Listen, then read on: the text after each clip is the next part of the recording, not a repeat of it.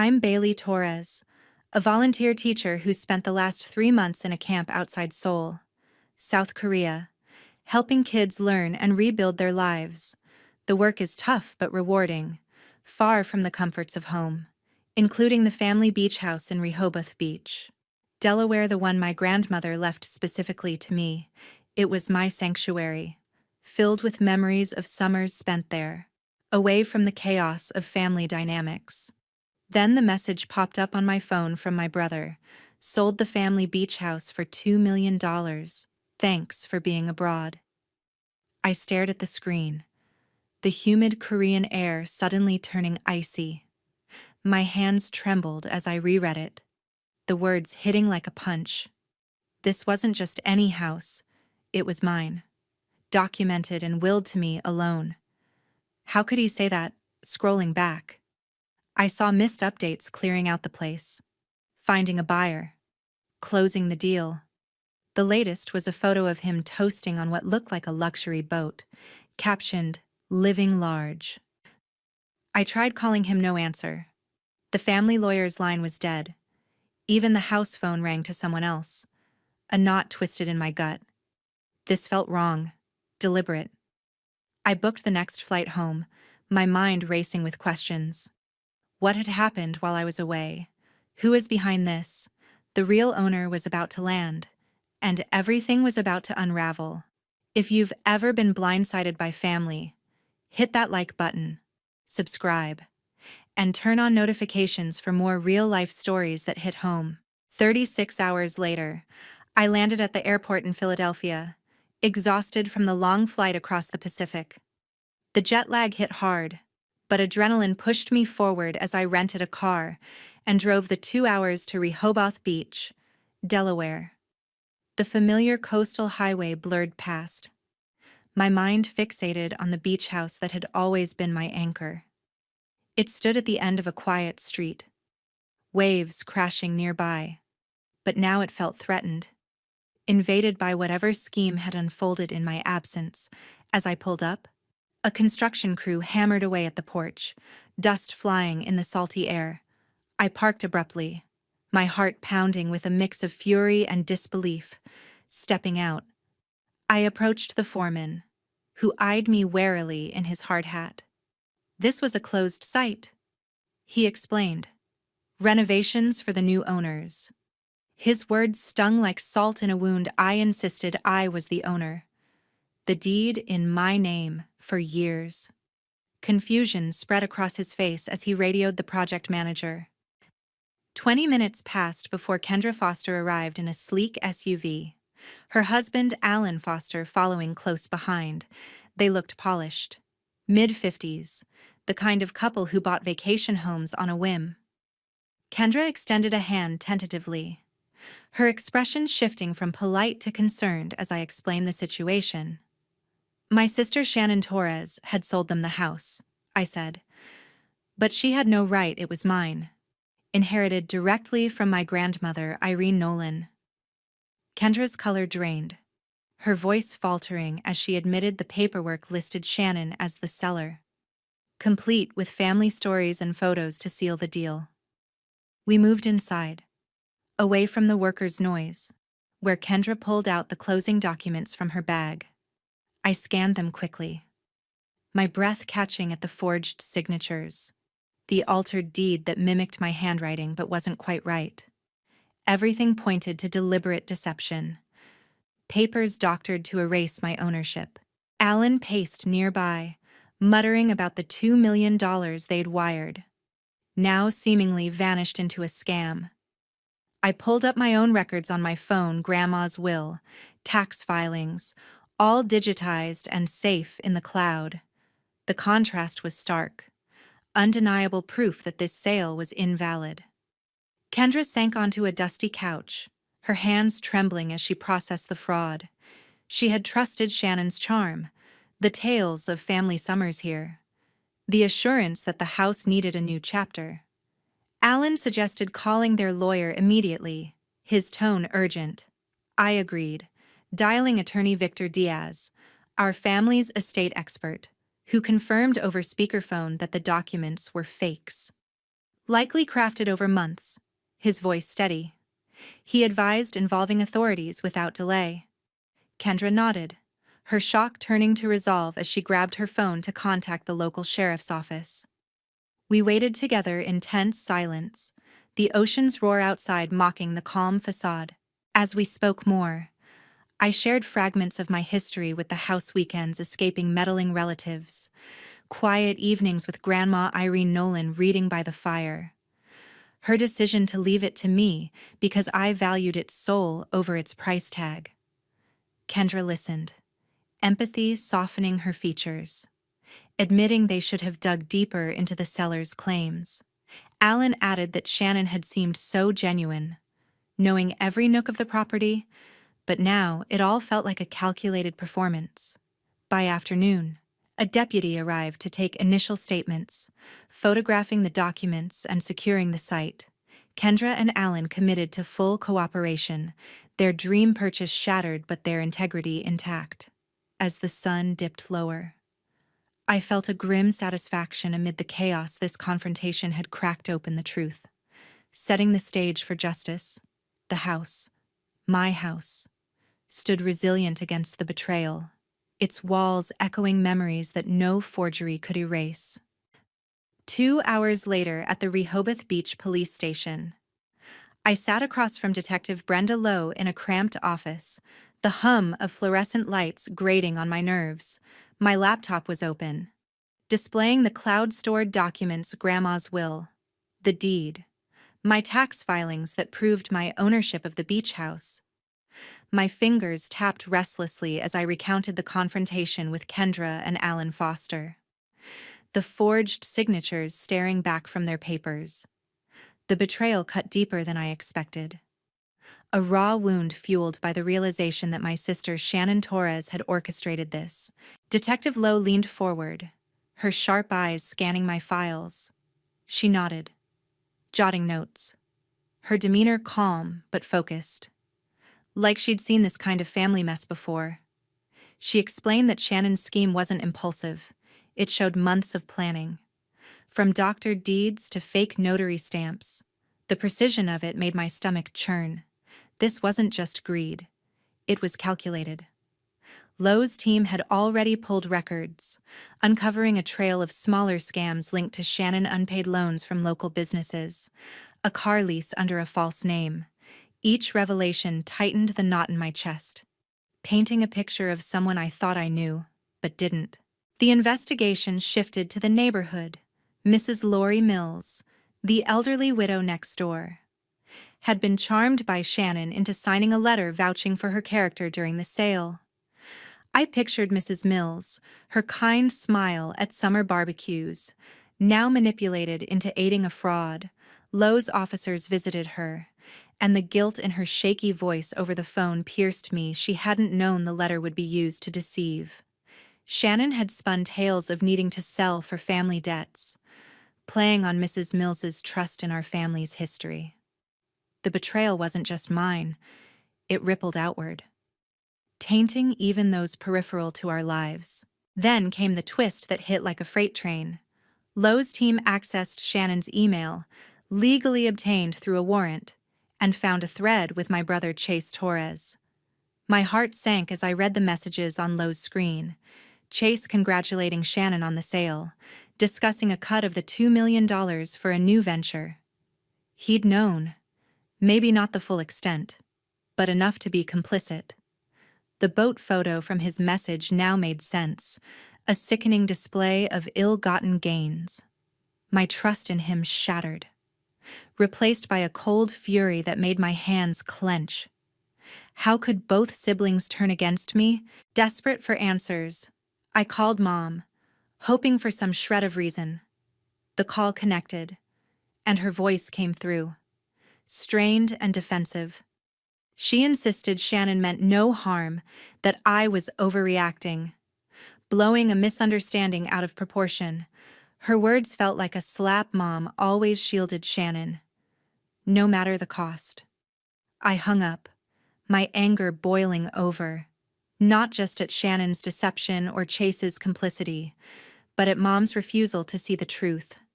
The family I'd clung to in my memories felt like a lie, unraveling with every new detail. Detective Lowe outlined the next step subpoenas for bank records, interviews with other witnesses, and a potential arrest if the evidence held. I nodded, my mind numb but resolute. The beach house, with its weathered porch and sunlit rooms, wasn't just property, it was my link to Grandma, to a time when family meant safety. Now, it was a battleground, and I was fighting to reclaim it. As I left the station, the Delaware dusk settling over the quiet streets, I felt a shift inside me.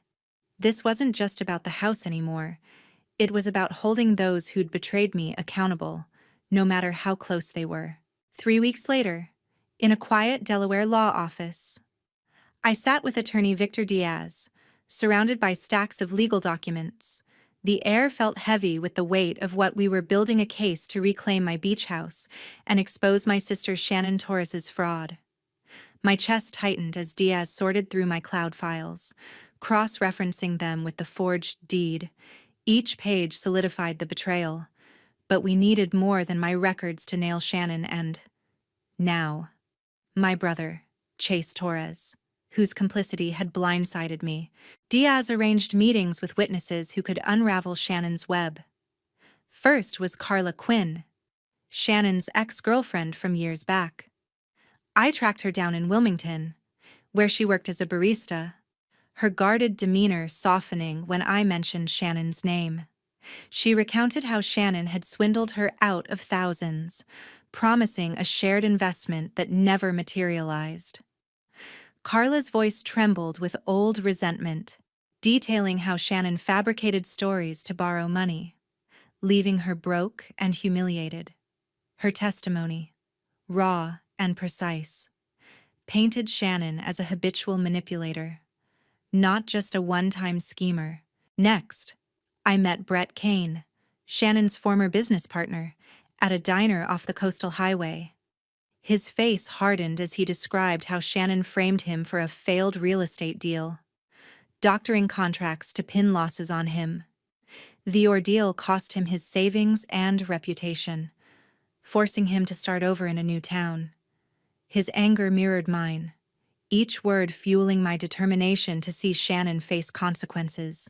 Then there was Denise Vance, Shannon's old roommate from Baltimore, whom I reached via a tense phone call. Denise hesitated but agreed to meet at a park, her eyes darting nervously as she spoke. She'd overheard Shannon plotting the beach house sale, late-night calls about forging documents and splitting profits. Denise had stayed silent out of fear but now felt compelled to speak, her guilt over inaction evident. Her account of Shannon's methodical planning calm, almost gleeful, sent a chill through me, the image of my sister's calculated deceit sharpening. The final piece came unexpectedly from Eric Jenkins, a family friend from childhood who reached out after hearing about the case. Over coffee in Rehoboth, he revealed he'd kept emails from Chase, forwarded by mistake during the sale. My pulse quickened as Eric showed me the messages on his tablet Chase, discussing wiring instructions for the $2 million, joking about a new life with his share. The emails confirmed his role, not just as a bystander but as an active participant. The sting of his betrayal cut deeper than Shannon's, maybe because I'd always seen him as the softer sibling, the one who'd never hurt me. With each witness, Diaz and I pieced together a timeline, their statements weaving a net around Shannon and Chase. Carla's history of scams showed intent, Brett's framing proved a pattern, Denise's observations detailed execution, and Eric's emails tied Chase directly to the profits. My resolve hardened as we compiled affidavits, each one a brick in the case against them.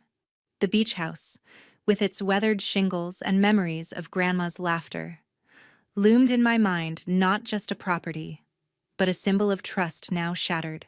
As we wrapped up, Diaz outlined the legal strategy: present the witness testimonies to the prosecutor, push for fraud and conspiracy charges, and ensure the court saw the premeditation.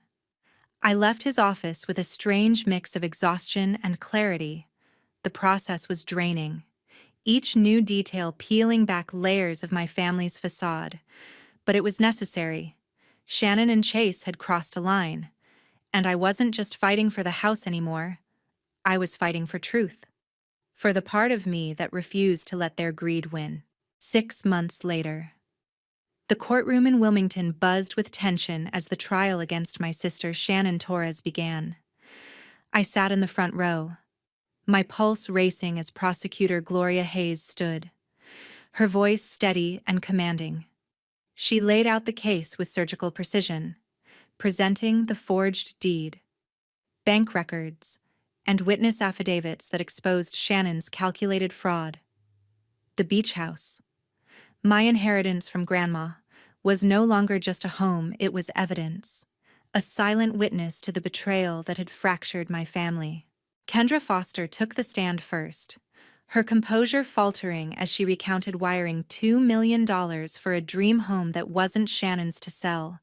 Her husband, Alan Foster, followed, his frustration palpable as he described their excitement turning to dread when I revealed the scam. Their words echoed my own loss, a shared violation that made my resolve steelier. The judge's pen scratched steadily, each testimony tightening the noose around Shannon's defense. Carla Quinn, Shannon's ex-girlfriend, spoke next, her eyes blazing with old wounds.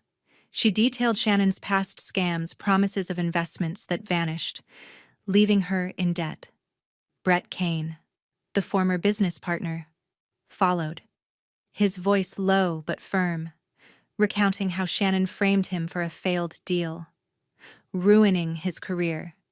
Denise Vance, the former roommate, described overhearing Shannon's late-night scheming, her meticulous planning chillingly clear. Then Eric Jenkins, our family friend, presented the damning emails tying my brother Chase to the profits. Each witness added weight, their stories weaving a pattern of deceit I could no longer deny. Dr. Shannon Reed, a court-appointed psychologist, delivered the most piercing blow. Her report labeled Shannon as narcissistic, driven by entitlement and a need for control. I shifted uncomfortably as she explained how Shannon's charm masked a lack of empathy, her actions not impulsive but deliberate, designed to exploit trust. The diagnosis hit hard, forcing me to see my sister not as the sibling I once knew, but as someone who saw family as pawns. My stomach twisted at the thought. How had I missed this side of her for so long? Shannon sat at the defense table, her face a mask of defiance. She leaned toward her lawyer, whispering furiously, her posture rigid as Gloria Hayes projected the forged documents on a screen. The emails from Chase, the fake notary stamps, the bank transfers, it was overwhelming, each piece dismantling her story. I watched her closely, waiting for a crack, a sign of remorse. Instead, she stood to speak, her voice sharp, claiming she'd acted to save the family from financial ruin, that I'd abandoned the house by being abroad. The lie stung, but the courtroom remained unmoved, the evidence too stark to dismiss. As Gloria pressed harder, highlighting contradictions in Shannon's story, I saw her falter, her shoulders slumped, her eyes darting to the judge, then to me. The weight of the testimonies, the documents, the emails, it was too much. She stopped mid-sentence, her voice breaking as she admitted to forging the deed, to manipulating Mrs. Mills, to splitting the money with Chase. The confession felt like a release, but not a victory. My anger didn't fade, it deepened, mixed with a hollow sadness for the sister I'd lost to her own greed. The courtroom fell silent, the judge's expression unreadable as he reviewed notes. I clenched my hands.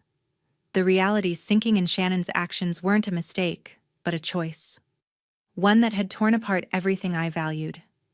The beach house, with its sunlit memories of Grandma, stood in my mind as a reminder of what I was fighting for, not just property, but justice. As the session adjourned for the judge's deliberation, I felt a strange calm. The truth was out, raw and undeniable, and whatever came next, I was ready to face it. 2 days later, the courtroom was silent as Judge Paul Ortiz delivered the verdict. His voice, measured and grave, outlined the premeditated nature of my sister Shannon Torres's fraud-forging deeds, manipulating neighbors, and exploiting family trust for $2 million. Shannon was sentenced to 8 years in prison, her face pale but impassive as she was led away in handcuffs. My brother Chase Torres escaped criminal charges but faced a civil lawsuit from Kendra and Alan Foster, his complicity in the profits costing him his job and savings. The gavel's echo lingered in my ears, a final note in the collapse of our family's fragile bonds. Outside the courthouse, I checked my phone, finding a voicemail from Mom. Her voice cracked with tears, blaming me for tearing the family apart, insisting Shannon deserved a second chance. The accusation burned, reigniting old wounds from years of her shielding Shannon's flaws. I deleted the message, my fingers trembling with a mix of anger and exhaustion. Then came a call from my brother Hunter Torres, his tone sharp with fury. He accused me of betraying our siblings, claiming I'd pushed too hard. That family should have settled this privately. His words cut deep, but I hung up, unwilling to shoulder their guilt. The family I'd once clung to felt like a distant memory, replaced by a clarity that their loyalty was never mine to rely on. I drove to the Delaware prison a week later. My stomach knotted as I signed in to visit Shannon. The visiting room was stark, fluorescent lights casting harsh shadows on her face. She sat across from me, her posture defiant, eyes cold. I'd hoped for some trace of remorse, an acknowledgement of the pain she'd caused. Instead, she leaned forward, her voice low, claiming she'd done it for the family's future, that I was too selfish to understand. The lie was almost laughable, but it stung, revealing a sister who saw no wrong in her actions. My resolve hardened as I spoke, laying bare how her greed had stolen not just my beach house, but the trust I'd placed in her. She smirked, dismissing my words, and I stood, the chair scraping loudly. That was the last time I'd see her. I decided no more chances, no more excuses.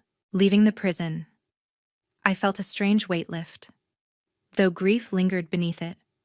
The beach house, with its weathered porch and Grandma's fading laughter, was still mine legally, but it carried too many scars.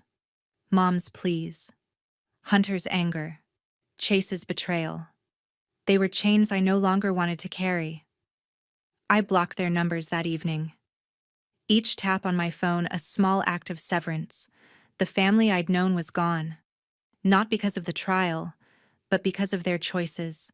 Choices I couldn't forgive or forget. Back in Rehoboth Beach, I walked the shore one last time, the ocean's rhythm steady against the chaos of the past months. The house stood as a testament to what I'd fought for, but also what I'd lost.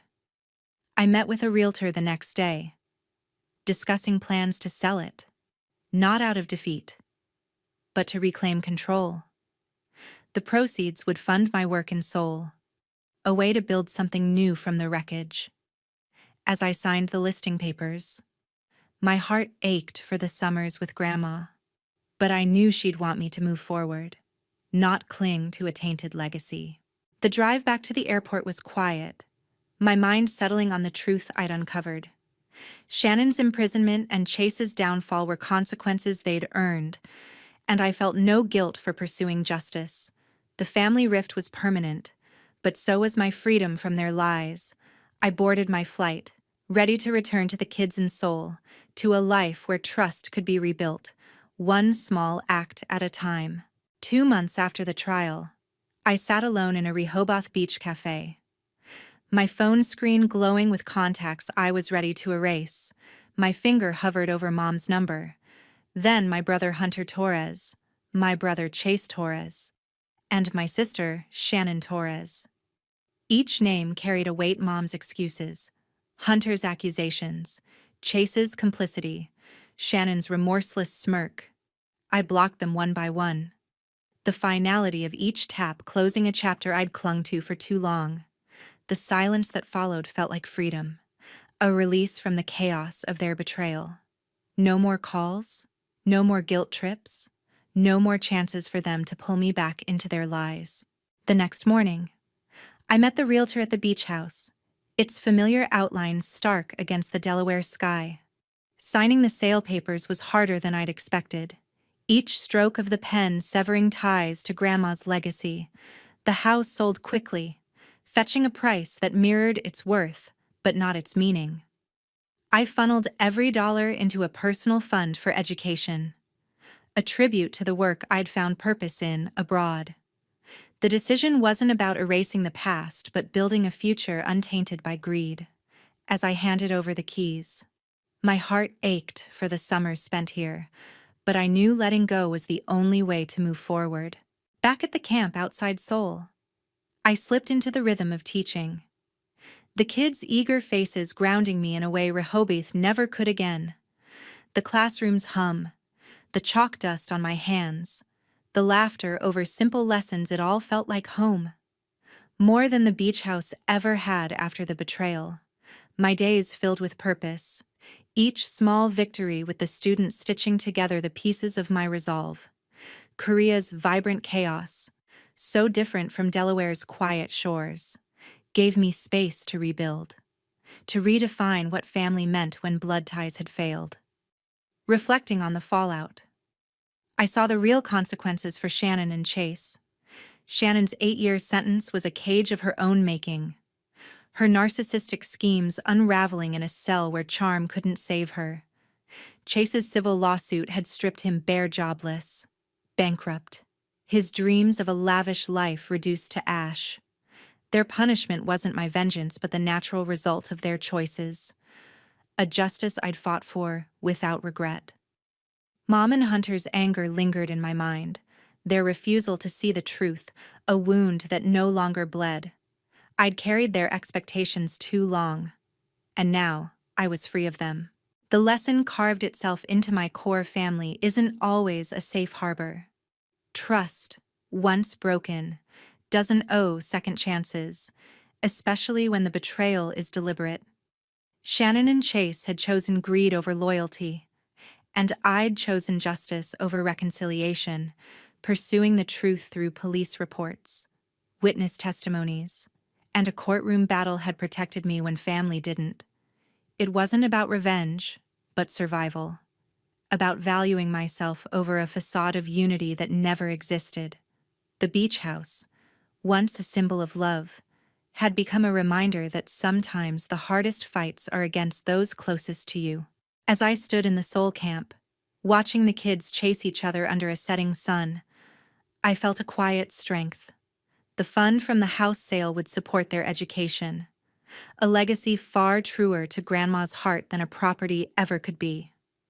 I'd lost a family but gained clarity, a purpose rooted in something real. Justice hadn't healed the past, but it had built a path forward, one where I could trust myself to choose who and what deserved my loyalty. My heart steadied, knowing I'd fought for what was right and walked away whole.